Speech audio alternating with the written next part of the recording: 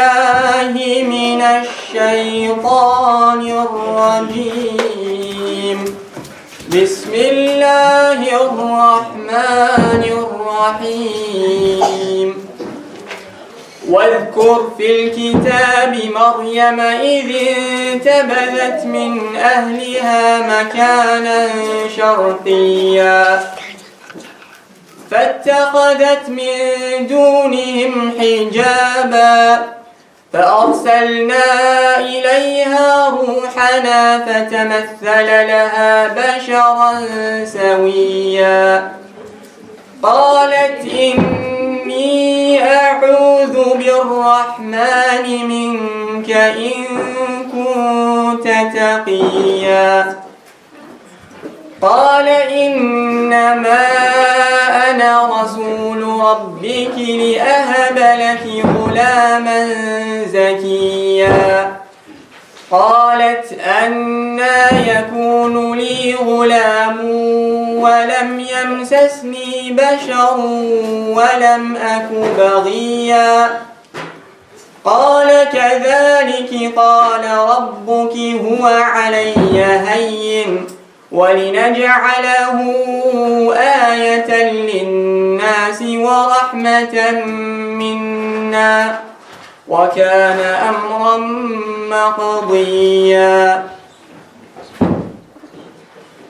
الحمد لله رب العالمين والصلاة والسلام على سيد المرسلين نبينا محمد وعلى آله وأصحابه ومن سلك سبيله واهتدى بهديه إلى يوم الدين. اللهم علمنا ما ينفعنا وانفعنا بما علمتنا وزدنا علما. اللهم لا سهل إلا ما جعلته سهلا وأنت تجعل الحزن إذا شئت سهلا. السلام عليكم ورحمة الله وبركاته. First of all, sincere apologies to all those who arrived, mashallah, really early, and you've had to wait for a long time. So I know some people have just walked in, but many of you are here like on time or very early, so apologies for that.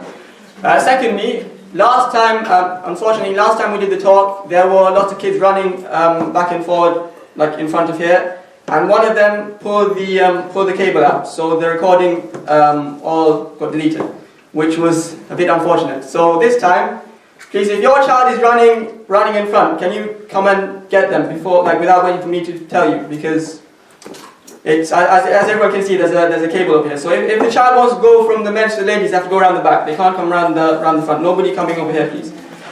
And yeah, on more of a positive note, anyway, it's great to see that, you know, mashallah, all of you are here.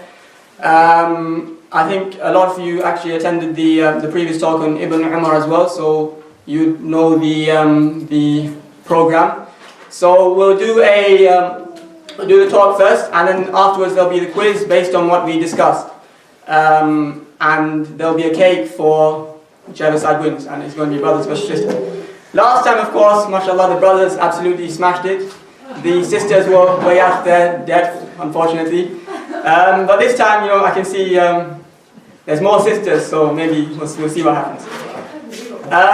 So that'll be the quiz and the cake for whoever wins, and then there'll be the pizza, inshallah.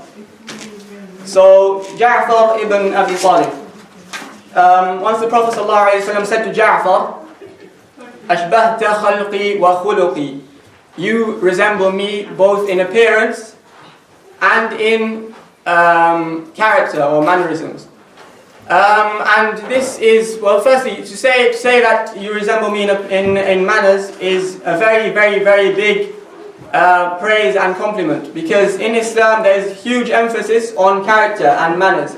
And the Prophet ﷺ, he once said, إِنَّمَا بُعِثْتُ لِأُتَمِّمَ مَكَارِمَ الْأَخْلَاقِ. I have not been sent except to perfect the good manners. Unfortunately, though, in our times maybe there isn't. People don't think about this so much, and in fact, often the people who are most associated with religion aren't necessarily the people who have the best character, which is something we may have at least partly lost in our time. And then when he says, "You resemble me in appearance," so Jafar, of course, was the cousin of the Prophet, and Jafar resembled the Prophet very much in appearance. He looked very similar to the Prophet.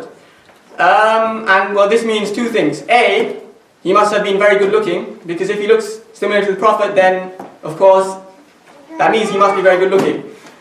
And B, if he looks very similar to the Prophet, we should probably be cautious to when it comes to portraying him. But then, of course,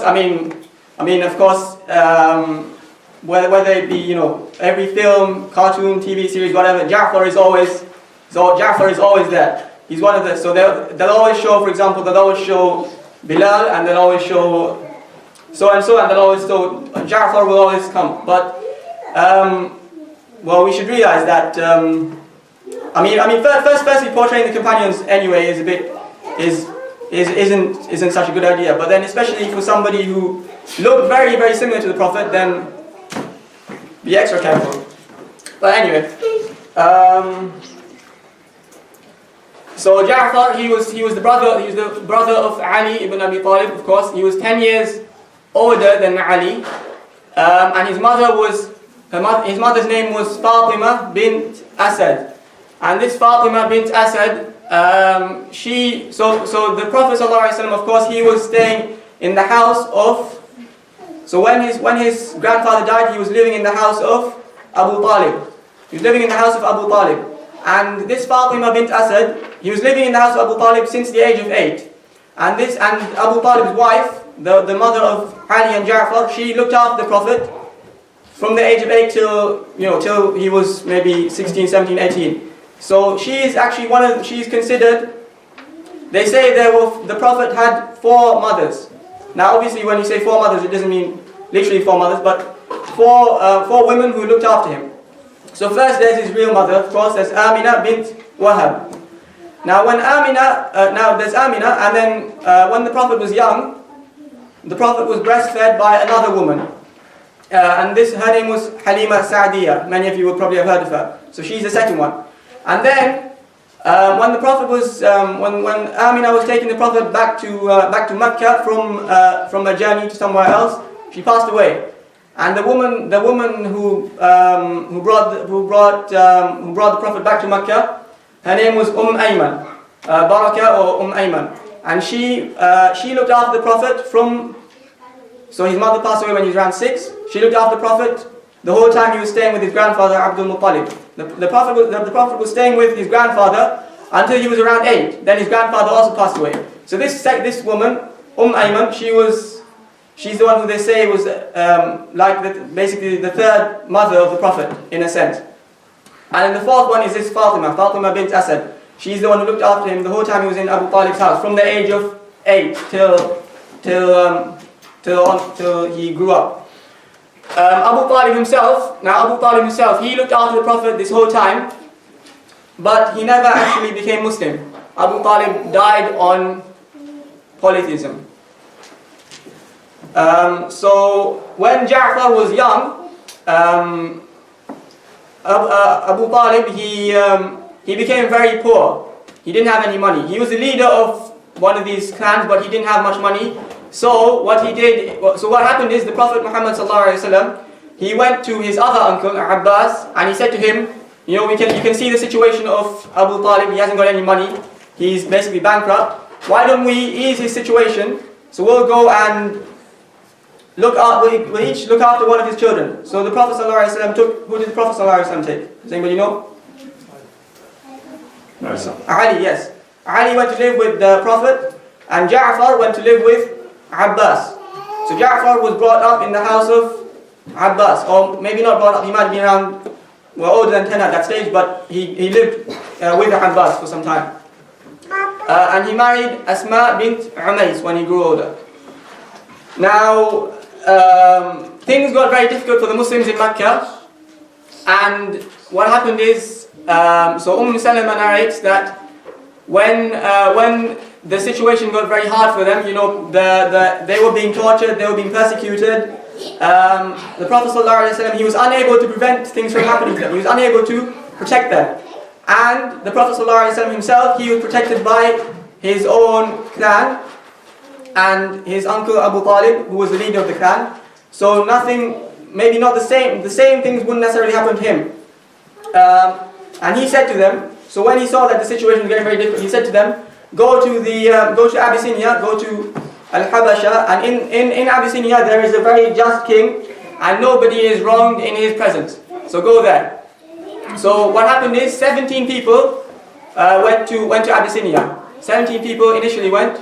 They were led by Uthman ibn Affan. They went to Abyssinia. Then for some reason, so they were there for a while and it was safe over there. But for some reason they came back. Not going to talk about that, but they ended up coming back. And then, because they obviously told everybody what life in Abyssinia was like, so everyone thought, okay, this sounds a lot safer. It's a lot better because in Makkah they're being persecuted. People are being killed. People are being tortured like Bilal. There was he would get whipped, or his master would whip him. His master would put stones on him. They would take iron and heat it up and put it on their bodies. Basically, it was very, very, very tough for them in Mecca. So, 80 people this time, around 80 people, they went to Abyssinia. And they went with Jafar ibn Abi Talib was one who was leading them. So, obviously now you have 80 people. That's around half of the Muslim population at the time. There weren't that many Muslims. It's quite a lot, 80 people going. And it was around maybe 10, 15, 20% of the population of the whole of Mecca. So now imagine you've got your city, and then suddenly, how many people just disappear just like that? They just go off like that, and they leave you. And in Arab culture, this was unheard of. And this was very, very embarrassing. It looked bad on the Quraysh, the people of Mecca. It looked very bad on them. And they thought, okay, all the other Arab tribes are going to be looking at us and thinking, what's wrong with these people? So they got very annoyed. They decided we have to bring them back. So they said, okay, we'll send Amr ibn al-As. So Amr ibn al-As, he was one of the very shrewd and very clever people in Quraysh. So they picked him and they sent him with loads of gifts. So they went to the ruler of Abyssinia. His name was I can't remember exactly what his name was, but his title was the Najashi. He was known as the Najashi or the Negus. Just like in Rome you have the Caesar or the Qaisar. In Persia you have the Kisra. In Abyssinia you had the Najashi. So what happened is, Amr ibn al-As, he went to Abyssinia and he had loads of gifts from Mecca. And what he did is, him and his companion, there were two of them, they went to the patriarchs first, the religious leaders. They went to all of them and they gave them loads of gifts, and they said, when we speak to the Negus, you speak in our favor and you should support our argument and our request. So basically it's open bribery. They gave them loads of gifts and they said, just now you need to speak for us in front of the Negus. So when Amr ibn al-As, he went to the Negus and he said, there are people, rebels from our city, who have left our religion and they've cursed our gods and they've come to your land. So hand them back to us so that we can deal with them. And all the patriarchs immediately said, yeah, he's speaking the truth.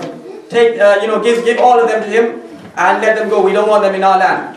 Because obviously they've been bribed. Now the Najashi, he was not so easily fooled and he wasn't going to be bribed the same way as them. He said, no, if they've come and chosen my land, thinking I'm a just ruler, then I'm not going to just hand them back just like that without hearing their side of the story. So the Najashi, he summoned for them, he called for them. Okay, so now the Muslims, they came in. Jafar was leading them, the Muslims came in, and everyone, Amr ibn al-As, he came in first and he bowed to the king, a very exaggerated bow as well. And then everyone else bowed to the king as well. Jafar, however, he walked straight up without bowing at all. He didn't even lower his head. And the Amr ibn al-As and the other man who was with him, they said, look at him, he doesn't even bow to the king. And the Najashi, so he said, look, he doesn't even bow to you. And Jafar said, our Prophet has told us not to bow to anyone except to Allah. We can't bow to anybody except to Allah. So he wasn't going to compromise on that. And you see here, sometimes people might, in such a situation, it's basically a life and death situation. Like either you impress the Najashi and you convince him that he lets you stay, or he'll say, or if you don't, he'll send you back with Amr ibn al-As and the others to Mecca, and they'll be persecuted again, and some will be killed, and all kinds of things will happen to them.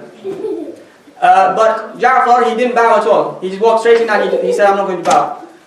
And then the Najashi, he asked him, these people have come saying, you've got some new religion. So what is this new religion of yours? And then Jafar, and now think about it. You've got maybe 3, 4, 5 minutes to say something which will convince the Najashi to let you stay in his land and not send you back to Makkah so that they'll be persecuted again. And Jafar, he came up with an amazing speech in that instant. He was able to tell the Najashi something which convinced him. So Jafar said,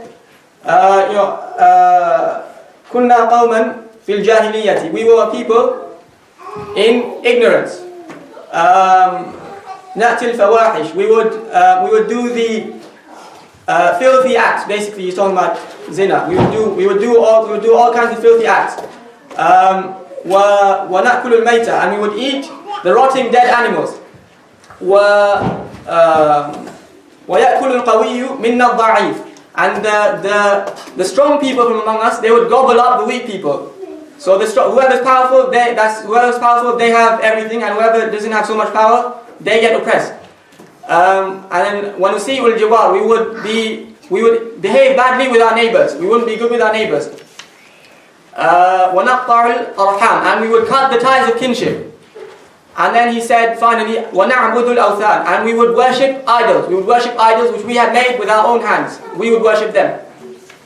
And then he says, until Allah sent among us a prophet. And نَعْرِفُ نَسَبْ, we know his lineage. And we know his trustworthiness, and we know him to always speak the truth. And he commanded us to speak the truth, to fulfill our promises, to be good to our neighbors, to be good with our neighbors, to be good with our relatives, to abstain from shedding the blood of others.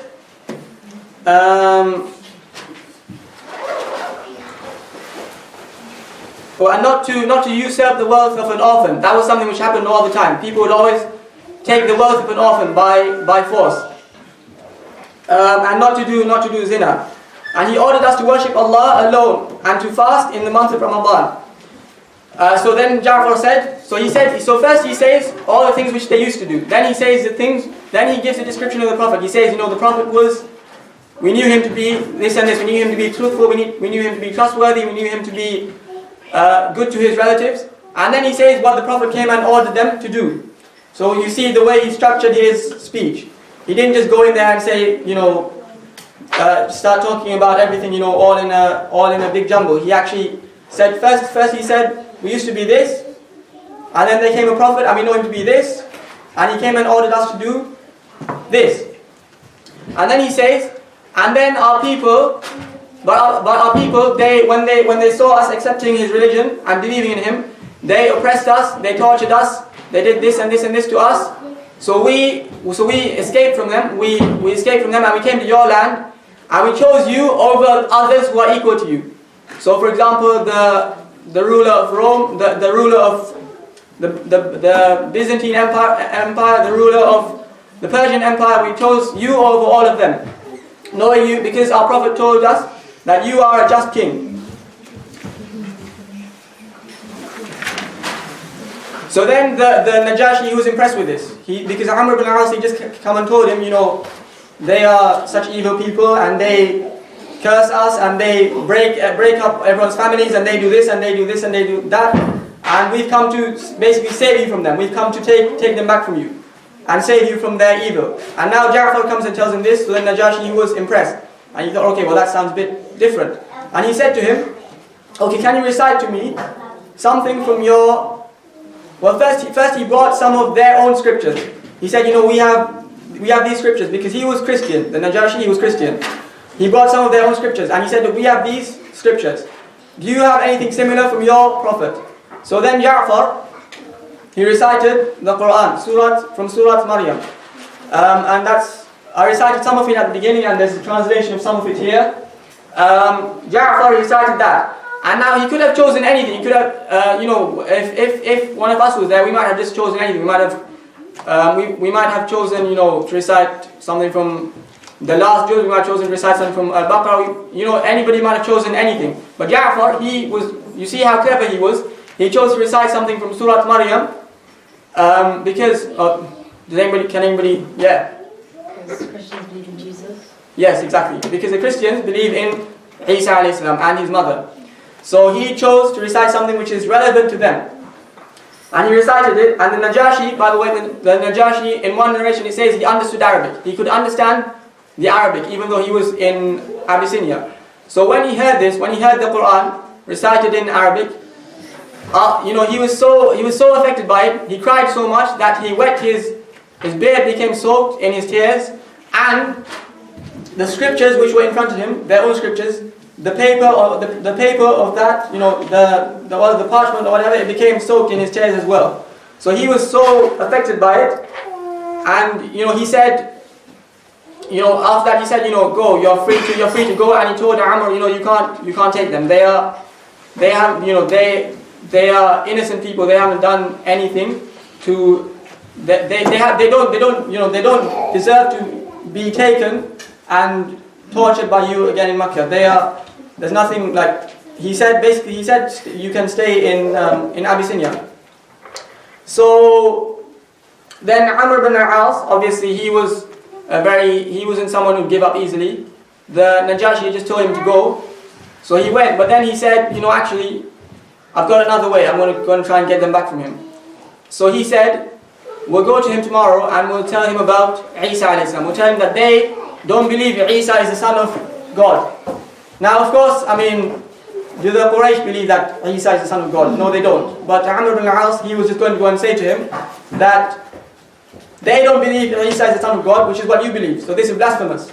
So Amr ibn al-As, he went the next day and he said to the Najashi, ask them what they believe about Isa. Ask them what they believe about, Jesus, son of Mary. So the Najashi, he asked them. And now again, Jafar, he could, the same way when he came in and he didn't bow, when other people might have just bowed because of the situation. Again, now it's a very, very tricky situation. The people are there waiting to take them back. The Najashi has allowed them to stay there, but now it all depends on what he says now, because again he's been asked now about Isa. If it had been somebody else, they might have just said, yeah, we believe he's the son of God. But Jafar, he wasn't going to compromise on this. He wasn't going to compromise on this at all. He said, we'll just speak the truth. Because others were saying, what shall we say to him? And Jafar said, no, we'll just say what the Prophet ﷺ told us to say. We'll just speak exactly what he said, what he told us. So the Najashi asked him, what do you believe about Isa? And Jafar said, we only say what the Prophet told us to say, what the Prophet told us about him. We say that he is the Ruhullah, he is the Spirit of Allah, he is the Word of Allah, and ألقاها إلى مريم العذراء البتول. Allah cast her into Mary, the pure and the chaste, the pure. Allah cast her into Mary, the pure woman. So the Najashi, what he did, he picked up something from in front of him. There was a twig in front of him. He picked it up. And he said, and a twig is very thin, maybe like this pen. And he said to them, what you say about Isa alayhi salam does not go beyond the truth, even by the width of this. In other words, it's exactly as you say.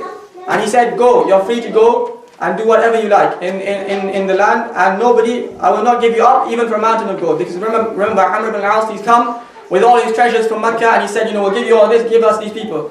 The Najashi, he said, no, I will not give you them, even for a mountain of gold. And then he said to Amr ibn al-As, take your gifts and go back to Mecca. Now before, he hadn't returned the gifts to him.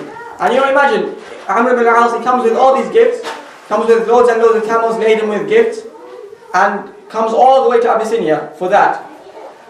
And then, he has to carry all these gifts all the way back to Mecca. So imagine how much of an insult it would be to him, and how humiliating it would be. But the Najashi, he said, I'm not going to be bribed. You take all your gifts and go back to Mecca. Okay, so they remained there for some time, and Jafar himself, his wife, gave birth, his wife Asma bint Umays gave birth to their three sons in Abyssinia, and their three sons were Abdullah, Muhammad, and Aun. Abdullah, Muhammad, and Aun. Now, Asma bint Umays herself is her mother. She has a very interesting mother, and she's known in history as Akram Ajuz fil Ardi Asharan, which basically means the most noble woman who ever lived on the face of the earth in terms of her in-laws. Now, what does this mean? Okay, we look at the mother of Asma bint Umays. So the mother of the wife of Jafar. The wife of Jafar is Asma bint Umays. The mother of the wife of Jafar, her name was Hind bint Auf, and she's the mother of Asma bint Umays. Firstly, she's also the mother of al-Fadl. Does anybody know who al-Fadl is? Who's al-Fadl? al-Fadl is the wife of Abbas. al-Fadl is the wife of Abbas. Remember we mentioned Abbas before. al-Fadl is the wife of Abbas, and of course the mother of Fadl, who was the cousin of the Prophet, and he became a great companion. So she's the mother of Asma. She's the mother of al-Fadl. Now she's also the mother of somebody else who married Al-Walid bin Mughira, and her son was Khalid ibn Al-Walid. Okay? So, can everyone hear? Okay, sure. So firstly, mashallah, the sisters really want to win the cake this time, I can see. Okay, so she's the mother of Asma, the wife of Jafar. She's the mother of al-Fadl, the wife of Abbas. She's the mother of... she's the grandmother of Khalid ibn al-Walid. The grandmother of Khalid ibn al-Walid. The same woman, she's the grandmother of Khalid ibn al-Walid. She's also the mother of another woman called Salma, who married Hamza. So she's the mother-in-law of Hamza. So now one daughter of hers is the wife of Jafar, one daughter is the wife of Abbas, one daughter is the wife of Hamza, one daughter is the mother of Khalid bin al-Walid. But now all this sounds impressive, but the next part makes all that insignificant. She's also the mother of Zainab bint Khuzaymah. Now who is Zainab bint Khuzaymah? Does nobody know who Zainab bint Khuzaymah is? Sorry? Yeah, the Prophet's wife, exactly. The Prophet's wife. She's the mother of Zainab bint Khuzaymah. So she's the mother of one of the mothers of the believers. And she's also the mother of... So that's 5. She's also the mother of Maymuna bint al-Harith. Who's Maymuna bint al-Harith? Yeah, I just said she's the daughter. But yeah, she's the daughter, but what else is she? Anybody? Okay, she's another wife of the Prophet. So she's the mother of 2 wives of the Prophet. So this woman, she has 6 significant daughters, okay? I hope you guys have all written that down.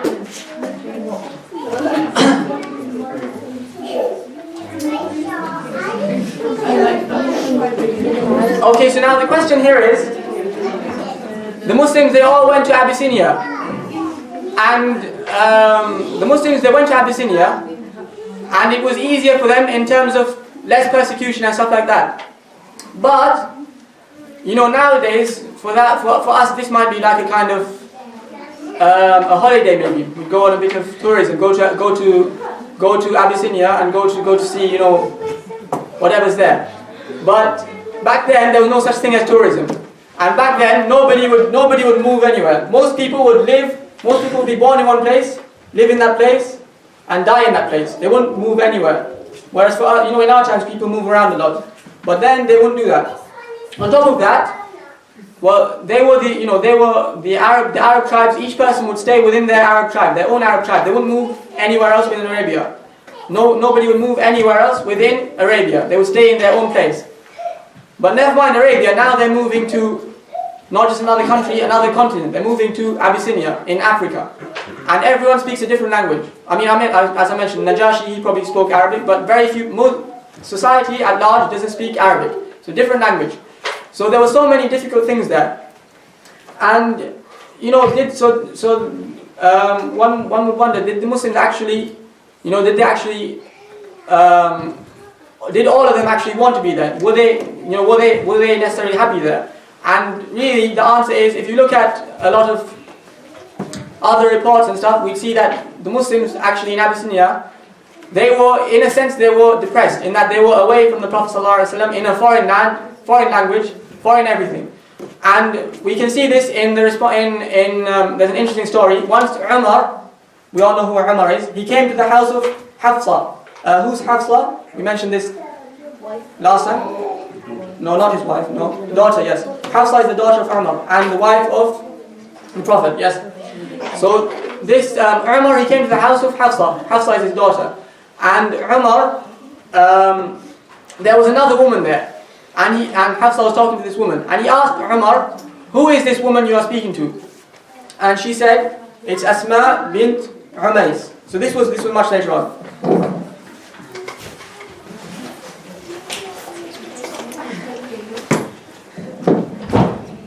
So Umar said to her, Al-Habashiyya, Al-Bahriya. Do you mean the Abyssinian woman? And do you mean, how do I say this name? Basically, do you mean the seafaring woman? Like, in a way, it's like a derogatory term. Do you mean the seafaring woman, as in the one who she went off to a faraway land? And Hafsa said, yes, it's her. So Umar said, Sabaqnakum bil hijrah. We have beaten you in the hijrah. We have done the hijrah before you. And Asma bint Umays, she became very angry when she heard this.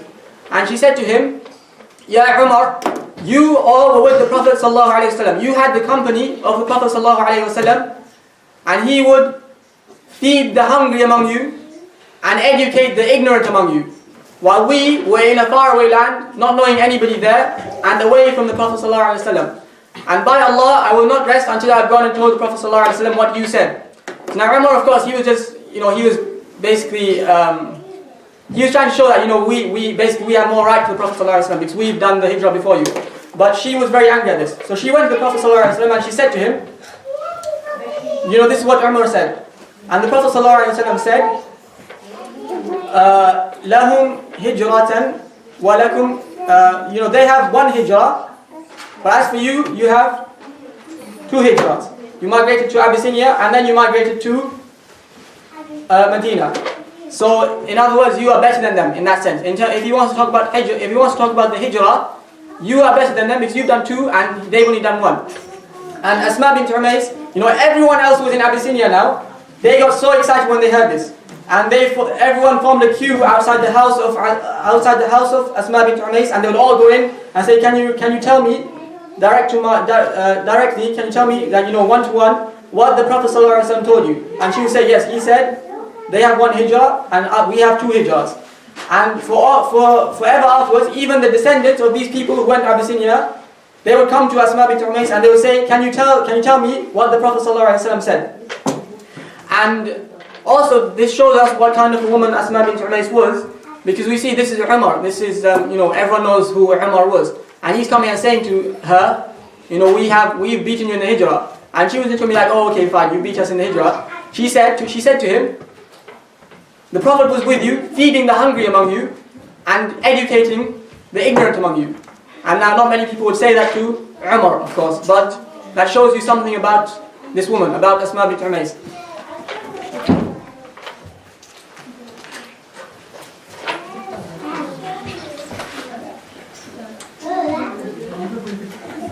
Okay, now also, in terms of this, we also see that in the original hadith of Salama, when she said that the Prophet ﷺ, when we were severely tortured, as for the Prophet, he was protected by his people and by his uncle. He was protected by his people and by his uncle. And now this uncle is the same. The same uncle is the father of Jafar. So if this uncle is protecting the Prophet, of course he will be protecting Jafar as well. However, Jafar still migrated to Abyssinia. So it could be that there's maybe a mix for some of the Sahaba. Maybe for some of the Sahaba they needed to go. For others, maybe there wasn't so much of a need, but they went there. For example, in the case of Jafar, he was the leader, so he had to go. Because if Abu Talib was protecting the Prophet in Makkah, of course he would also be protecting Jafar. So it's possible that there was something else, there was some other purpose behind this as well. Because the Muslims, they migrated. When did they migrate? When did they migrate to? During the Medina time or the Meccan time? During the Medina, Mecca. In Mecca, they migrated in Mecca. But when did they come back to Medina? They came back to Medina 7 years after the Prophet went to Medina. 7 years after. So after Badr, after Uhud, after Khandaq, during Hudaybiyah, then they came, after Hudaybiyah, they came back. So there's another possibility that maybe the Prophet was thinking, okay, it's good if there's some Muslims elsewhere. So then, if something happens to us over here, at least there are more Muslims elsewhere who will worship Allah and they will preach, Tawheed, and they will call people to Islam in another land, safe in another land. Because, during Khandaq, what happened? During Khandaq, people came from all over Arabia, all of them came to Medina to try and destroy Islam, to try and wipe Islam off the face of the earth.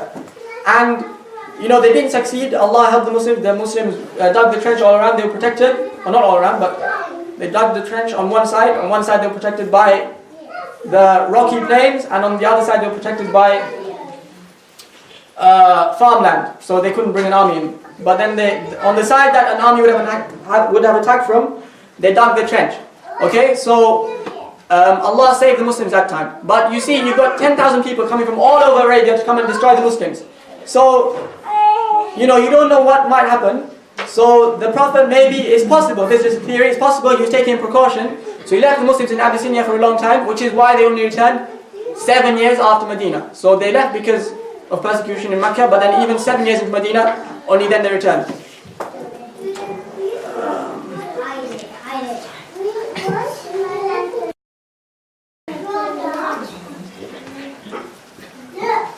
Okay, so Jafar, he finally returned during Khaybar. During the Battle of Khaybar, the Prophet ﷺ, they went to the fortress of Khaybar and they conquered it. And it was a very, very, very big victory for the Muslims, not like any before. Badr, of course, was a massive victory in terms of, it was unexpected, and it basically making a statement, basically. But Khaybar, in terms of spoils of war, there was nothing equal to it before that, because the Muslims got so much wealth during Khaybar, and they were very poor.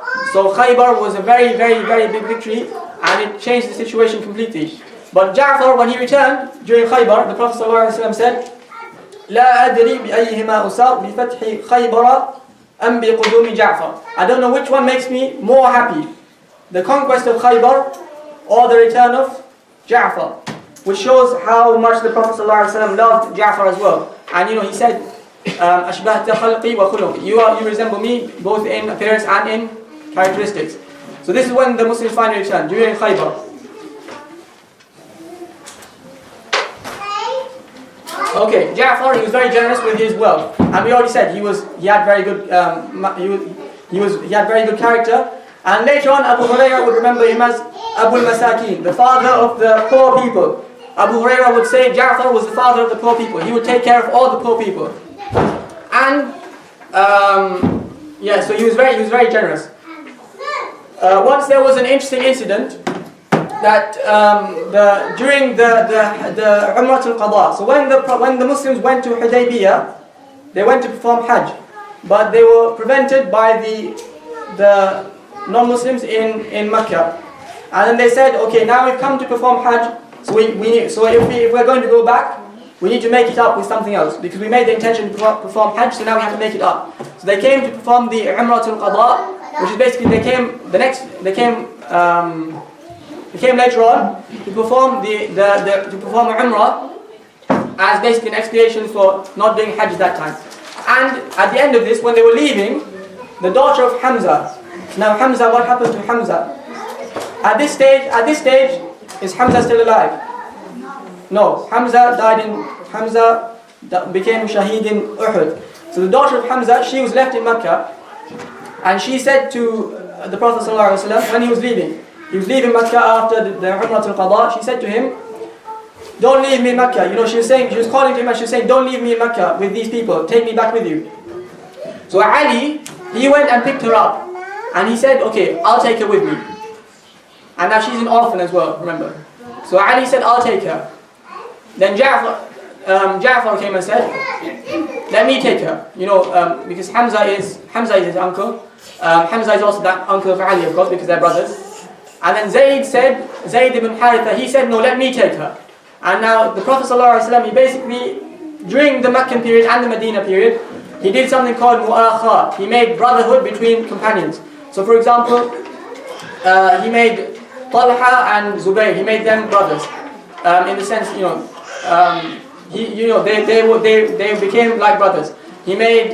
And likewise he made Hamza and Zayd, the same Zayd ibn Haritha, he made the two of them brothers.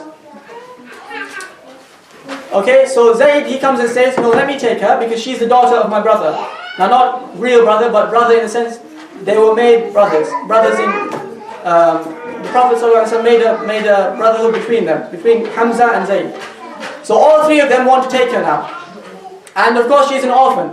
And the Prophet ﷺ said, Ana wa kafilul yatim, Ana wa kafilul yatimi, me and the protect. Can everyone hear? Yes. On this side, can you hear? Okay. And so the Prophet ﷺ said, me and the protector of the orphan, we are this close in Jannah. You know, he put his two fingers together and he said, we are this close in Jannah. So now she's an orphan. And she's the daughter of Hamza. And Hamza is a great companion of the Prophet. So all three of them, they said, we want to take care of her. And all three, they have a claim to her. All three of them, they said, okay, so Jafar said, she's the daughter. So she's the daughter of the cousin, the uncle of Jafar. So she's the cousin of Jafar, the cousin of Ali, and the daughter of the brother of Zayd, brother in a sense. Now, does anybody remember? Is there any other way which anything else which Jafar can say in terms of his relation to her? I mentioned it before. Yeah. He lived with them. Jafar? He lived with others Abbas. That was Abbas. Alright, I mentioned this before. Basically, does everyone remember the mother of the 6 children? The mother of the 6 daughters? So one of them was Asma bint Umays. The other one was Salma, the wife of Hamza. So the other one was Salma, the mother of this girl. The mother of, her name was Umama. The mother of Umama. So the wife of Jafar is a sister of the mother of this girl. So Jafar said that as well. So then what was the Prophet going to say? What was the Prophet going to say? The Prophet said, so firstly, before saying which one would take the daughter, the Prophet said something to all three of them. So he said to Ali, Anta minni wa ana mink. Anta minni wa ana mink. You are from me and I am from you. And he said to Zayd, Anta akhuna wa maulana. You are our brother and our helper basically. And he said to Ja'far, Ashbahta khalqi wa khuluqi. Like what I said at the beginning. You resemble me both in character and in appearance. And then he said, Al-khalatu bimanzilatil The mother's sister has the position of the mother. And now who's the mother's sister? The wife of the wife of Jafar is the mother's sister. So he gave her to Jafar.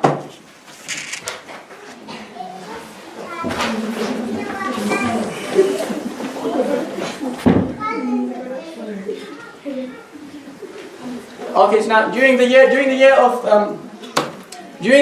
delegations. Now we come to the year of delegations when the Prophet ﷺ was sending out messages to everyone, to all the different rulers of different places. And the Prophet ﷺ, he sent a message, and now we see.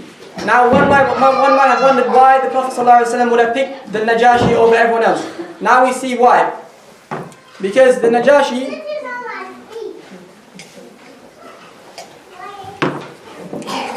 well, firstly, he was a just king.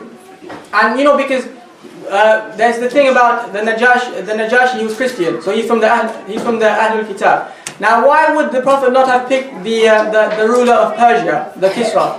Does anybody know? Because they're fire worshippers. They worship fire. And actually they were more similar to the pagans of Mecca, while in a sense the Muslims could relate to the Christians of Abyssinia and the Christians of the Byzantine Empire. And in fact there is something here regarding this, that there was the Persian-Roman war going on for years and years, and the Quraysh, the pagans of Mecca, they supported the Persians because they're also basically pagans, and the Muslims, they were hoping that the Romans would win because the Romans are Ahl al-Kitab, the Romans are people of the book, and they are Christians, and they're closer in terms of religion to the Muslims. And then what happened is the Persians beat the Romans, but then in the Quran it says Alif Lam Mim غُلِبَتِ الرُّومُ فِي أَدْنَى الْأَرْضِ وَهُمْ مِنْ بَعْدِ غَلَبِهِمْ سَيَغْلِبُونَ فِي بِضْعِ سِنِينَ. The Romans have been defeated, but they will be victorious in a few years. And it also says, actually there's another, I mean this isn't really related, but it also says لِلَّهِ الْأَمْرُ مِنْ قَبْلُ وَمِنْ بَعْدُ وَيَوْمَئِذٍ يَفْرَحُ الْمُؤْمِنُونَ. On that day when the Romans will win, the Muslims will be victorious. The Muslims will be very happy. Now does that mean the Muslims would be happy because the Romans have won a war? Actually, what it is the Romans won the war on the same day, the exact same day that the Battle of Badr took place. So the Muslims were rejoicing because they won the Battle of Badr, and the Quran says, on the day the Romans win, the Muslims will be rejoicing. And the day the Romans won was the same day that the Battle of Badr took place. So it's just another of the predictions of the Quran which came true. Okay, so the Qaisar, the one in Rome, the Prophet ﷺ, he must have, the Prophet ﷺ, he could have said, go to Syria. So you have Mecca, and then to the west you have Egypt, and in Egypt there's the Muqawqis, and he's also Christian. Then to the north you have Syria, Sham basically, Syria and Jordan and all of that, and over there you have the Roman ruler, and he is also Christian. And then to the south, or maybe southwest, you have Abyssinia, and you have the Negus, and he's Christian. So now the Prophet could have said go to Egypt, he could have said go to the Roman ruler, but he said go to the Najashi. And we see here, when the Prophet sent letters to all three of them, the one who accepted Islam was the Najashi, and the Qaisar. When the Prophet sent the letter to him, he read it all. He listened to the Quran. He said, okay, this is exactly what Isa came with as well. This is the true religion. He said, okay, I'm going to accept this. He went to his people. He said, let's accept what this man has come with. The people all became very annoyed, and they were so angry at this. And the Qaisar, the Caesar realized, okay, if I do this, I'm going to lose my empire. So he said, no, don't worry. I just said that to test your faith. So I just said, let's go and accept this to test how strong you are on your Christianity. So in other words, he then decided, okay, I'm not going to actually do it. So he left it because he wanted to keep his empire. The Muqawqis, he replied politely, but he didn't accept Islam. The Najashi, he was the only one of these three Christian rulers who were ruling empires. He was the only one who accepted Islam. So we can see that Prophet ﷺ, he must have thought about this a lot in the first place. And also, of course, Allah was inspiring him as well. So he chose the Najashi, and then we see later on that the Najashi was the one who accepted Islam. So it was a very good choice. And the Najashi accepted Islam, and he facilitated the marriage of the Prophet to Habiba. So Habiba, or Ramla bint Abi Sufyan, she was in Abyssinia. Her husband, what happened is, he actually left Islam and became a Christian. He left Islam and became a Christian. So he was a bit corrupted somehow. So then she was left over there on her own with nobody else, and all her children to look after. So the Prophet ﷺ, he offered to marry her. And the Najashi, he was the one who facilitated all this, and he gave the dowry, and he gave everything, and he, organized the wedding and whatever. That was after he became Muslim. And then, when he died, the Prophet ﷺ was told by Jibreel ﷺ came to him and told him a pious brother of yours has died in a faraway land. And the Prophet knew, okay, the Najashi has died, and he called the people and they prayed janazah over him. So you can actually pray janazah over somebody who's not present in certain situations. Like for example, if nobody else is praying janazah over them, so nobody was praying janazah over the Najashi. So the Prophet, because this was after the Muslims had returned from Abyssinia, nobody was praying janazah over him. So the Prophet in Medina, he prayed janazah over the Najashi.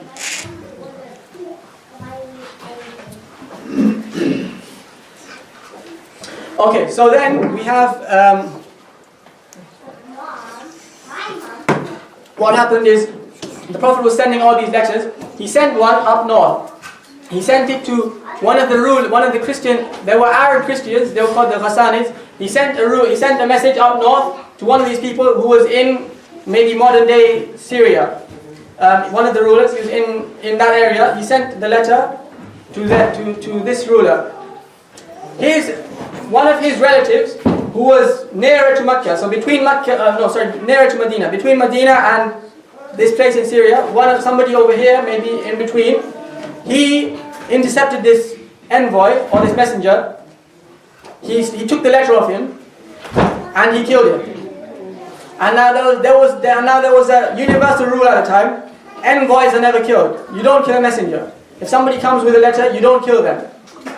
People were doing all kinds of stuff at the time, but everyone followed this rule. If somebody comes with a message, or if an envoy comes with a message, you don't kill them. This man, he caught the Muslim who come with the letter and he killed him. So the Prophet became very angry, of course, and the Prophet began to prepare an army to go and fight them. And when this man, the Christian Arab ruler, when he heard the Prophet was bringing an army, he became very scared. So he turned to his friend the Caesar and he said to him, help us. They're coming to fight us. Send us reinforcements. So everyone's still here?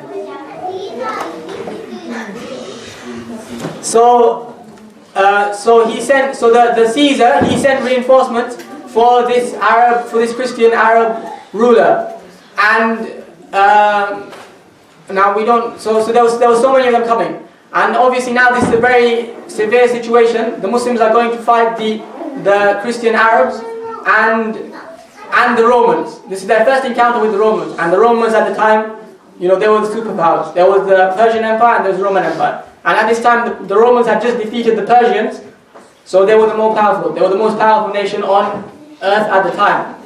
And the Muslims, this is their first encounter with them. So what the Prophet did, he realized how serious it was. He he appointed 3 leaders. He said, Zayd ibn Haritha, the same one we talked about before, he will be the leader of this army. If Zayd dies, then Jafar, the one we're talking about now. If Jafar dies, then Abdullah ibn Rawaha. So we have 3 leaders appointed, and this is the first time this ever happened. Never before did the Prophet appoint 3 leaders, or 3 saying, okay, one, then the other, then the other. If he dies, then him. If he dies, then him. The Prophet never did this before. But then the Muslims had never fought with the Roman Empire before either. So the Prophet appointed. Oh, that's not better. I don't know. I didn't do that before. The Prophet appointed all 3 of these people to go and lead the army. So now what happened? The Muslims were heavily outnumbered. Now we don't know the exact numbers. There were 3,000 Muslims. They say that there were around. They say in some books they say there were 200,000 non-Muslims. So 3,000, 200,000. Now obviously there was nobody there counting at the time. So this is just an estimate. And also, when you're fighting against somebody else, you would normally say, okay, you might sometimes think they were larger than they were more than they actually were. And obviously the Muslims are the ones recording this, but they were still heavily outnumbered. Whether it was 200,000 to 3,000 or less than 200,000, they were heavily outnumbered. So the battle began. Zayd was leading the army. Zayd was killed. Then Jafar, he was the next appointed. He took the banner and he was fighting, and then somebody cut one of his arms off. He was carrying the flag with one arm, somebody cut the arm off. So he took the flag with the other arm, somebody cut the other arm off. So then he basically, with whatever was left, he did that. Until then somebody killed him. So Jafar died in this manner. And I mean, you can see how brave he is as well. I mean, for somebody else, if they have one arm cut off, they're not going to carry on fighting. But Jafar, he carried on fighting right till the end. He didn't basically just give up, and he carried on. So Jafar died. Then Abdullah ibn Rawaha, the next appointed, he took the banner and he was leading until he was also killed. So now all three the Prophet has appointed, they've all been killed. Then what happened? The Prophet ﷺ went to then the Muslims, they had to appoint somebody themselves. So they decided to appoint Khalid ibn al-Walid. He just became Muslim. They appointed Khalid ibn al-Walid to be the leader of the army, and Khalid managed to successfully retreat. So that was how the battle went. And the Prophet ﷺ in Medina, this was revealed to him, what happened in the battle. So he called the people, he said, As-salatu jami'ah. He called the people all came to the mosque, most of them came to the mosque, and he said, I have been told what happened to the people in Mu'tah. First Zayd took the banner, then Zayd was killed. So make dua for him. So the Muslims made dua for him. Then Jafar took the banner, then he was killed. So make dua for him. So the Muslims made dua for him.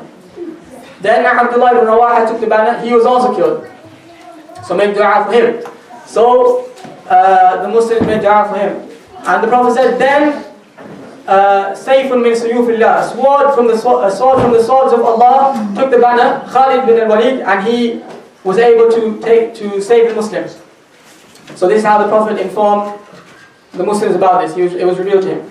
Then the Prophet went to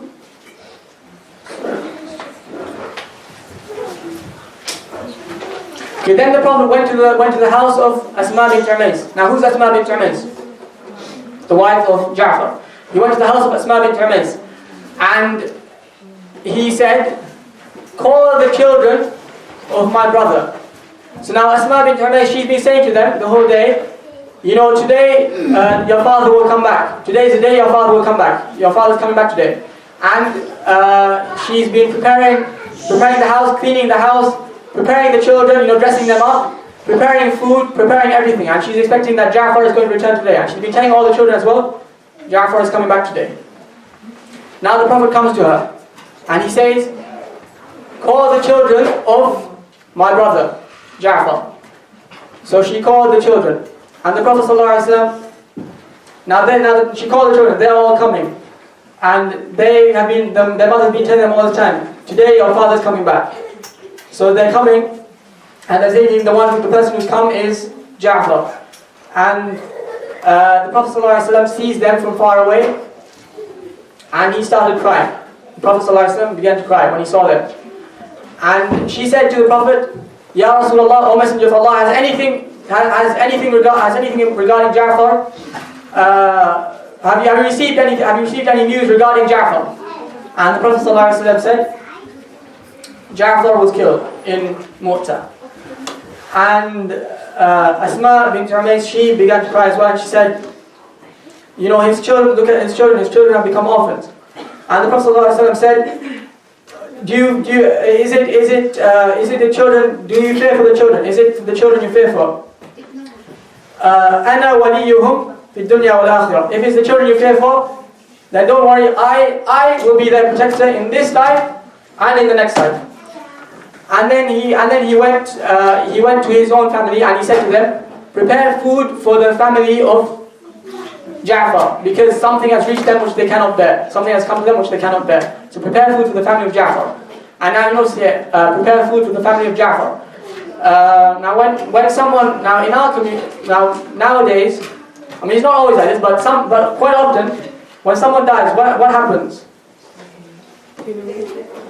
The family of the one who's died, they give out food. right?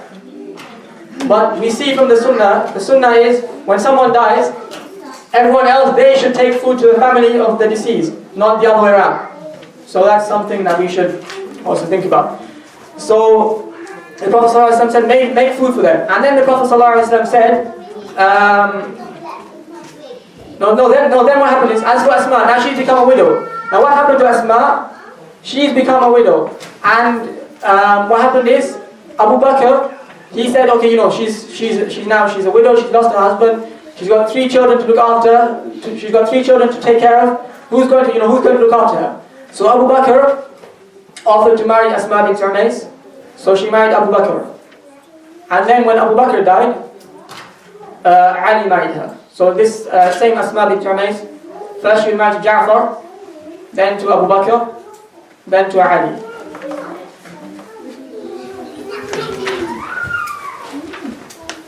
Alright, that pretty much brings us to the end. So just a few things, as I normally do, there's a few things I'd like to go over. Number one, we see that the Najashi, we see how strongly affected he was by the Quran. How strongly affected he was by the Quran. And now, as I said before, the Najashi, he could actually, in his one narration it says he could speak Arabic. So that's why he was so affected by the Quran.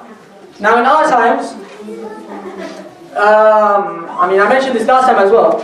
Really, learning Arabic and knowing, or at least translation is good, but learning Arabic is even better. And especially for reading the Quran, we need this to avoid, sometimes if we don't know the Arabic, it can lead to making a lot of mistakes. Actually, I was in.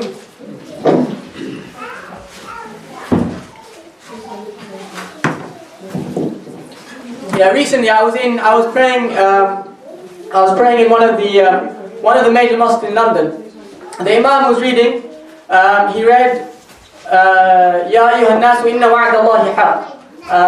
So, O people, indeed the promise of Allah is true. And then the verse says, فَلَا تَغُرَّنَّكُمُ الْحَيَاةُ الدُّنْيَا. So don't let the life of this world deceive you. And the next part is, وَلَا يَغُرَّنَّكُمْ بِاللَّهِ الْغَرُورُ. And don't let the shaitan, don't let the deceiver deceive you. Don't let the big deceiver deceive you. And that deceiver is the shaitan. So the next part of the verse is, وَلَا يَغُرَّنَّكُمْ بِاللَّهِ الْغَرُورُ. Now this Imam, it's supposed to be وَلَا يَغُرَّنَّكُمْ بِاللَّهِ الْغَرُورُ. Instead of saying La, he put Allahu over there. So instead of saying La, he said Allahu. And the translation of the actual thing, وَلَا يَغُرَّنَّكُمْ بِاللَّهِ الْغَرُورُ, and do not let the shaitan deceive you. If you take out La, it's not a prohibition, rather it's saying somebody will do something. Somebody will deceive you regarding Allah. He's saying somebody deceives you regarding Allah, and that somebody is very deceptive. And we have the name he put in there. He put Allah's name in there. So the verse. So what he read now says somebody deceives you, and that somebody who's very deceptive deceives you, and the name he put in there is Allah's name. So initially he was saying don't let the shaitan deceive you, but because he put Allahu instead of La, the meaning changes completely, and it becomes something which I can't even say what that actually means in the masjid. But this Imam read it in the Isha Salah, and nobody batted an eyelid, unfortunately. Or at least nobody in the front 3 rows. There might have been people at the back, and me myself as well, I was praying like in the 10th row or something. You can't correct from that far back. But nobody in the front. And this Imam, he was. I asked people afterwards. This Imam, he was an appointed Imam. He'd been the Imam for many years. They consider he was supposed to be a big sheikh, but unfortunately he didn't know Arabic. So when he read this verse, he basically read something which is blasphemous, and he read it in Aisha. And on top of that, nobody behind him could correct him, and he's nobody in the front 3 rows or something. So basically, it shows the importance of learning Arabic. And really, if there are many good deeds we think we try to do, but one which sometimes maybe we don't focus on so much is learning Arabic. And really learning Arabic it basically opens the religion up to us. So many we can understand the Quran, we can understand the Hadith, we can understand so many other things, and it will prevent people from making mistakes like this. And sometimes something which sometimes something which puts people off is they think, we're not Arab, so it's not our mother tongue, so it's going to be very difficult to learn. But learning Arabic is not something which you can learn just by living in your parents' house and speaking with your parents and speaking in society. You can learn the Egyptian dialect like that. You can learn the Algerian dialect like that. You can learn any of the dialects like that. You can't learn proper Arabic in that same way. Because, for one thing, no such society exists that everyone's going to speak in proper Arabic. No such society exists right now. So everyone has to learn Arabic the hard way, whether you're Arab or non-Arab. So even if somebody isn't Arab, you shouldn't be put off by that fact, because it's not as if the people who are Arab have any particular, any massive advantage over you. Everyone, for each person, if they put in their work and put in their hard work and try and learn it, they will be able to learn the language. And some scholars actually believe it to be obligatory to learn Arabic. Now, personally, I'm not. I personally follow the opinion which doesn't say that, but still, you see how big the emphasis is. So we always try to do lots of good deeds, which is very good. One thing which we should maybe think about doing is learning Arabic. And as I said, believe me, you go to the Arab. It's not as if Arab people will necessarily have a big advantage over you. You go to the Arab world to learn Arabic.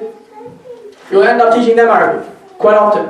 So whether you're Arab, non-Arab, anything, you've got a big. It's like the opportunity is the same for everyone. So it's something which you should really try and do.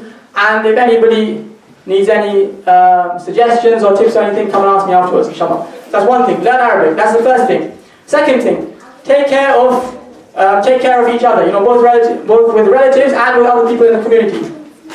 And we see this from when the wife of Jafar, when Jafar died, the Prophet said, go and make food for them. And the Prophet also said, and also what happened is, she wasn't just left like that. Now in our time, unfortunately,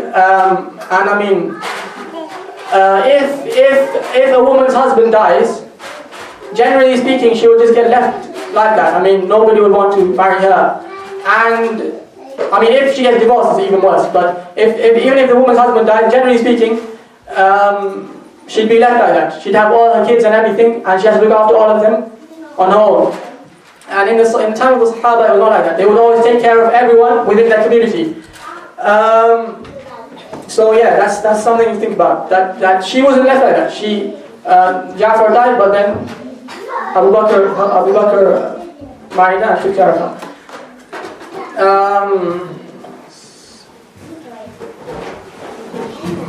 Okay, and yeah, so and also just generally looking after other people in society. So once there's a story about Abu Bakr.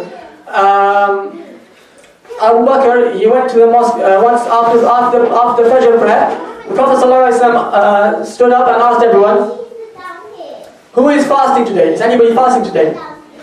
Umar said no, and everyone else said no. And Abu Bakr said, yeah, I'm fasting today. Then the Prophet ﷺ said, who has visited a sick person today? Umar said, Ya Rasulullah, we just came. We've just come to Fajr, we haven't even left Fajr yet. How are we going to visit a sick person today? Abu Bakr said, I heard that Abdurrahman ibn Auf was ill, so I went and visited him on my way to the masjid. I diverted, went and visited him, and then came to the masjid. Then the Prophet said, who has given in charity today? And Umar again said, Ya Rasulullah, it's just Fajr time, we just woken up and come to Fajr, how are we going to give in charity? Abu Bakr said, I've given in charity. And everyone was surprised. He said, when I was coming into the masjid, there was a beggar outside, so I gave him something. So Abu Bakr had done all three. I specifically mentioned that because of, you see, how he went to visit the sick person. And you know, I mean, mashallah, I think in general, even now, the Muslim Ummah at large is good at this. Now, you know, if someone falls ill, generally people would visit them. Oh yeah, also the other thing is, you see that even before the Prophet became a prophet, him and Abbas, when they saw that Abu Talib was struggling financially, they took, they went and took two of his sons to look after them. So the Prophet said, okay, he's struggling, we'll go and help them. So the Prophet took Ali and Abbas took Jafar. And of course Abbas isn't a Muslim. And the Prophet wasn't a prophet yet either. So even before that, they were still thinking about this. Okay, another thing, guidance is in the hands of Allah. So Abu Talib, he looked after the Prophet for his whole life. But even at the end, Abu Talib refused to accept Islam, and the Prophet ﷺ, and once Abu Talib said, the Prophet ﷺ came to him, and he would always say, oh my uncle, accept Islam, and even when he was about to die, when he was dying, the Prophet went to him and said, oh my uncle, accept Islam. The other people came to him and said, are you going to leave the religion of your father, Abdul Muttalib? Abdul Muttalib was a pagan, he was an idol worshipper. So Abu Talib said, when he died, he said, no, I want the religion of my father, I'm not going to change. So he looked after the Prophet for his whole life. For his whole life, everyone was trying to harm the Prophet. Abu Talib prevented all this from happening. He looked after the Prophet, but he never accepted Islam. And then, once later on, Abbas, the other uncle, Abbas, he asked the Prophet, Ya Rasulullah, did you benefit your uncle Abu Talib in any way? Did you benefit him in any way? He used to take care of you, and he used to get angry on your behalf. In other words, this is the polite way of saying, he did so much for you, have you done anything for him? So the Prophet ﷺ said, yes, I have done something for him. He is on the boundary of hellfire. He is in hellfire, but on the boundary. He's in hellfire, but on the boundary. Were it not for me and him taking care of me, he would have been in the pits of hellfire. So we see Abu Talib, we know Abu Talib didn't accept Islam, and we can see here, the Prophet said he was in hellfire. But even that's in spite of him looking after the Prophet his whole life. So this shows that guidance is in the hands of Allah. And all of us here, or most of us here, we were born Muslim. So Allah has chosen to guide us, and with choosing to guide us, there are 5 or 6 or 7 other people who have not been guided. So we should realize what a big blessing this is, and without a shred of doubt, it's the biggest blessing which Allah has given us. The biggest blessing is guidance, guiding us to Islam. Okay, very quickly. Never despair in Allah's mercy. Never despair in the mercy of Allah. So Khalid ibn al-Walid, he was responsible for Uhud. In Uhud, the Muslims were defeated, and 70 of the Muslims were killed, including Hamza, the uncle of the Prophet. And Khalid ibn al-Walid, he is the one who inflicted this defeat on the Muslims. Now one might think, okay, he's done all that, how's Allah ever going to have mercy on him? But what do we find?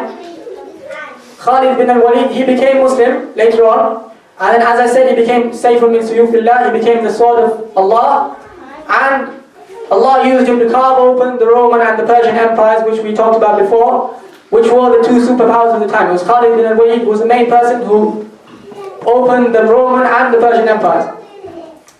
So really, and as Allah says in the Quran, قُلْ يَا عِبَادِيَ الَّذِينَ أَسْرَفُوا عَلَى أَنفُسِهِمْ لَا تَقْنَطُوا مِنْ رَحْمَةِ اللَّهِ. Oh, my servants who have transgressed against themselves, do not never despair in the mercy of Allah. And we also know the story of the man who killed 99. Does everyone know that story? The man killed 99 people, then he killed the 100th person, and he thought, okay, Allah can never forgive me. But what happened? He repented, and Allah forgave him. Allah had mercy on him, and Allah forgave him.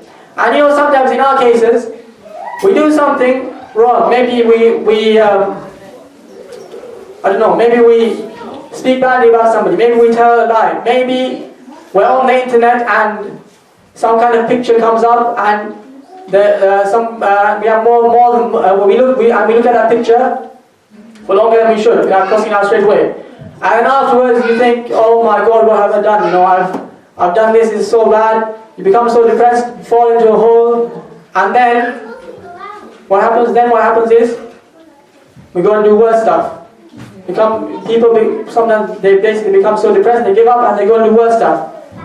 But what we see here is that one should never despair in the mercy of Allah, even the worst people. And also, you know, in our time, sometimes you see people who do so much, we see them doing so much evil against Islam, and we think, you know, that person is doomed to hellfire for sure.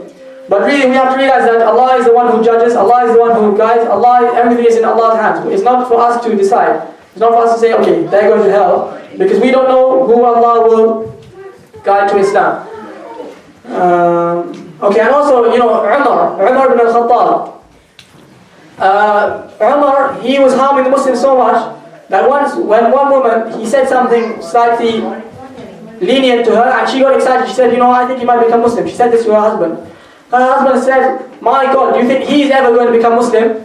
By Allah, his father's donkeys will embrace Islam before he does. And then, of course, what did Umar become? You know what Umar became. So yeah, basically, don't ever give up in the mercy of Allah. Okay, just quickly see. Alright, I was going to say a few more things, but it's getting late, so we'll just go straight to the quiz, inshallah.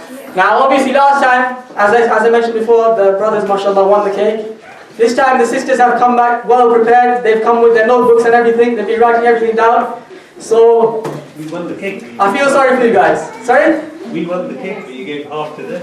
Oh, that's true as well. Last time, So if they win this time, we should get half. last time we gave cake. Last time the women lost quite badly, but somehow they still got cake. I really don't know. Okay, this time I don't know if anyone will be so generous. Okay. Okay, bismillah. Okay, so first question.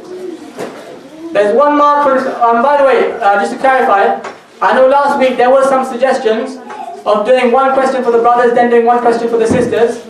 I did take this into consideration, but the thing is, if I do 1 and 1, the questions are all fairly easy anyway, so it's not like anybody's going to get them wrong. If I give a question to the sisters, people might take a while, but then eventually, someone will put their hand up and get the answer, and then the same with the brothers. So at the end, it might be like 10 all or something, so we won't have anything to go by. So that we can distinguish between so that we can find a difference, we're just going to ask the questions to everyone. Actually, hold on.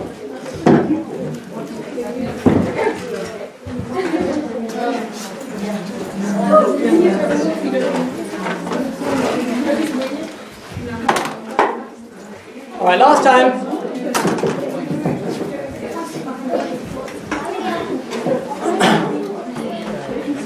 the sisters complained I wasn't looking at them, the brothers complained I wasn't looking at them. Now I've got my glasses, nobody complaining, okay? I can see who's putting their hands up. Okay, so for anybody who doesn't know the rules, if you put whoever puts their hand up first gets to answer the question. You can't answer the question if you haven't put your hand up and haven't been picked. You can only answer the question once you've been picked. If anybody shouts out anything, there'll be marks deducted. So anybody, and last time the sisters were shouting all kinds of stuff while 1 person was answering, and very generously we didn't deduct any marks of them. This time if anybody shouts while the questions are being asked, there'll be marks deducted, okay? Secondly, while 1 person is answering, other people can't talk to them. So for example, you put your hand up, I say to you, okay, you answer the question, nobody else can tell him, yeah, it's this, it's this, it's this. He can only answer of his own, of what he knows himself, okay? Alright, first question. So I mentioned Abu Talib. Abu Talib didn't accept Islam, okay? Then besides, but Abbas, the other one I mentioned, Abbas did accept Islam. Abbas did accept Islam. Hamza accepted Islam. And then Safiya accepted Islam. Okay, so we know Abu Talib did, Hamza did, Abbas did, Safiya did. From the uncles and aunts of the prophets, specifically the uncles and aunts, who else's fate do we already know of in the hereafter? Right, you're all talking together, yeah. Abu Lahab, very good. To be fair, he put his hand up first anyway, so. Okay, so 1-0 to the brothers. Abu Lahab. تبت يدا أبي لهب وما أغنى عنه ماله وما كسب سيصلى نارا ذات لهب. He will be in hellfire. 1-0 to the brothers. Okay. I know you guys all had your notebooks after this anyway, so okay, so who were the 6 daughters of Hind bint Auf? Who were the 6 daughters of Hind bint Auf? I mentioned this. Who were the 6 daughters of Hind bint Auf? Nobody's putting their hands up. The woman who had 6 daughters and they were all very significant. And she was known as the most noble mother-in-law to ever live on the face of the earth. So you guys alright, nobody knows the answer. I feel sorry for the brothers, man. Nobody came with their notebook to write down everything. 5 of them have the notebooks and they still don't know.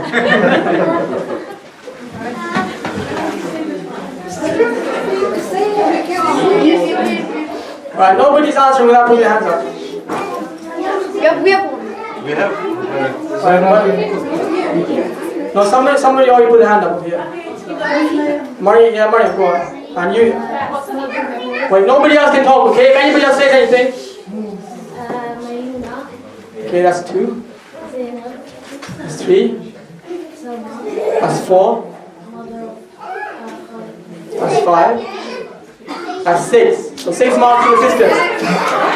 See, it's in the genes. Maria wasn't here last time, so you guys lost. Now it's that's. And she doesn't have a notebook as well, man. You guys all have a notebook, so she doesn't have a notebook. Okay, 6-1, yeah? 6-1 to the sisters. Sorry? Yeah, 6-1.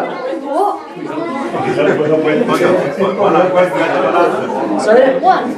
That question means 6 marks. There were 6 marks, yeah, because there were 6 to answer. Okay, next question. There's 1 mark for this. Who took care of Jafar when he was younger? Yeah? Abbas, correct. Okay, 6-2. And is anybody else going to join? Is anybody else going to answer? You're relying on Sulaiman? Yeah. Okay, okay, 1 mark for this as well. What did the Prophet ﷺ say when he finally met Jafar after so many years? Yeah? I don't know which is more beloved to me, that we had victory in Khaybar or that Jafar is coming. Yes, exactly. 6-3. Sorry? He put his hand up first. You did, but he put his hand up first. The thing is, because there's a barrier here, so you can't see who's putting their hands up, but he put his hand up first. Sorry, what? Maybe you can see him better and then get fucked. I didn't catch that. Should we get 2 moms? Oh, okay, sure. Okay, someone's towing your car away. So apart from no W. Okay, right, so that's 6-3. 6-3. Well, that's cheating. Your wife's coming. Right, 6-3. Okay, 6-3. Yeah. Is it a conspiracy? Okay, I know. Okay. Okay. All right. Here's the question. 1 mark for this as well. You know, when Umama bint Hamza, the daughter of Hamza, came to look for, came after the Muslims and was wanting someone to take her, and Jafar wanted to take her, to look after her, Zayd wanted to take her to look after her, and Ali wanted to take her to look after her. Now, why did the Prophet pick Jafar? Yeah? The mother of his girl was Sister of the mother of this girl was, yes, okay, yeah, right. Okay, so that's 7-4. 7-4. I thought you got to call him. Now you've come back to answer the question. It's 7-3. It's 7-3. 7-5. Right, hold on, let me see. So you got the Abu Lahab mark. You got the Jafar, who looked after Jafar mark. 7-3. It's 7-3. Okay, it is 7-3, sorry. Very honest. 7-3. Alright, next question. 3 marks for this. Who were the 3 leaders the Prophet appointed to lead the Battle of Mu'tah? Yeah?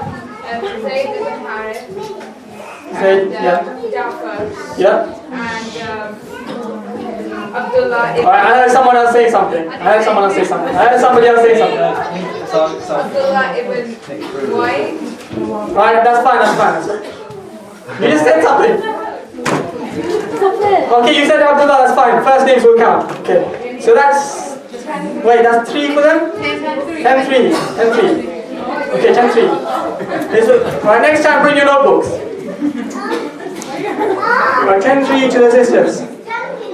Okay, 1 mark for this. Why did the Caesar reject Islam? Yeah? Because his power will go. Sorry? His power will go because people didn't agree with it. He wanted to keep his power? Yeah, okay, good. 10-4. Okay. 6 mark question. We've got their name, but we don't know. Okay, here's the I have a question here because I was going to mention something, but anyway,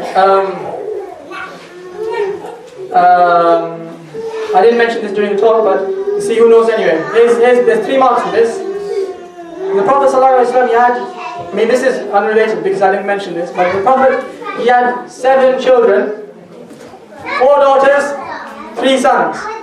Now everyone knows who the daughters were, so I'm not going to ask that. So who were the 3 sons? It's 3 marks for this. Yeah, Isa, you put your... Alright, hold on. He put his hand up first, right at the front. He put his hand up, but he doesn't seem to know. Ibrahim?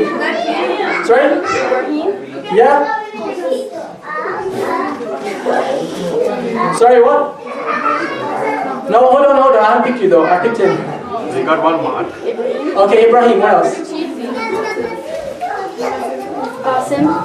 Qasim, very good. Nobody else is allowed to answer. Anybody out here say anything? Marks deduction, okay? Can you tell them to be quiet because I can't think. Yeah, he can't think. He's yeah. Right. So Ibrahim, Qasim, Pick up any name. Abdullah, very good. 3 marks, mashallah, very good. Well done, Isa. Okay, so that's 10-7. 10-7.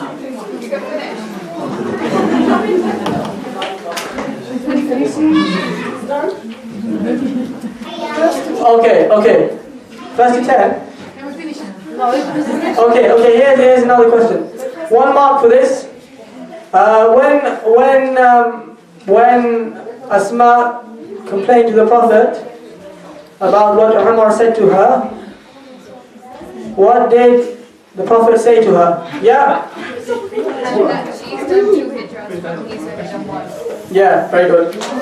So 11-7. Yeah? He put his hand up before you read the question. If you put your hand up before I read the question, that's not allowed. Sorry? You can only put your hand up once I've asked the question. How do you know the answer to the question before how do you know the answer before I've asked the question? Please, can you not walk in front of the camera? Okay, 11-7, yeah? We have a 4 mark question. Okay. There's 3 marks for this one, okay? There's 3 marks for this one. Put your hand up.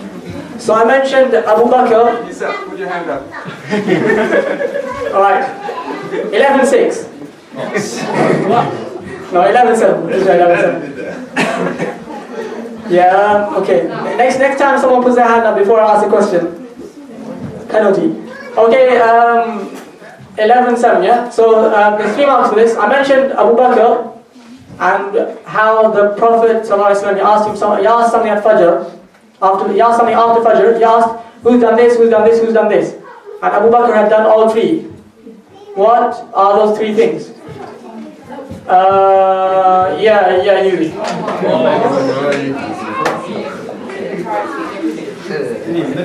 Yeah. 14-7. Not fair. I think we need a judge behind just to make. Are you a vice versa? Yeah. You're a fine one to talk. Does anybody remember last time? Okay, okay.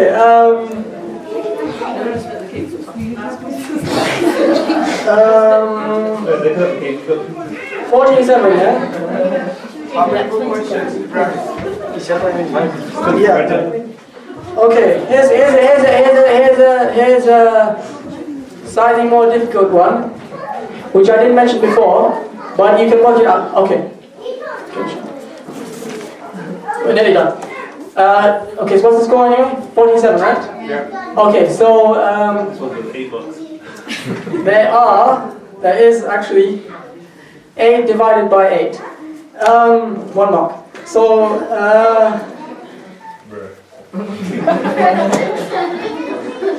okay, actually you can have 2 marks for this, if anyone explains it well. I didn't say this in the talk, but you can work it out. Why do we have, so in the previous 2 talks we had, they narrated loads of hadith. In the case of Jafar, we have virtually no hadith from him. Why is that? Yeah? Because he died at the Battle of Mu'tah, and the companions who narrated a lot of hadith are the ones who lived a long time after the Prophet and they taught a lot of people. But Jafar, he obviously died early. He died before the Prophet had passed away. Okay, but I can bring you other Sahaba who died. You said that he hadn't narrated a lot of hadith. He died before the Prophet had passed away. No, but you're saying he never narrated any hadith. No, okay, but there are others who have narrated. He was in Abyssinia then. Yeah, okay, he was in Abyssinia, that's what I wanted. Okay, good. 2 marks. 2 marks for that. Okay. Alright, well, there you go. Yeah, there's 2 marks for that. So 49. Okay, 49. Alright, very quickly. Okay. I mentioned this before at the beginning. There were 4 people. There were 4 people who remember. They say that the Prophet ﷺ had 4 mothers. In a sense, he had 4 mothers. Who were the 4 mothers? Yeah.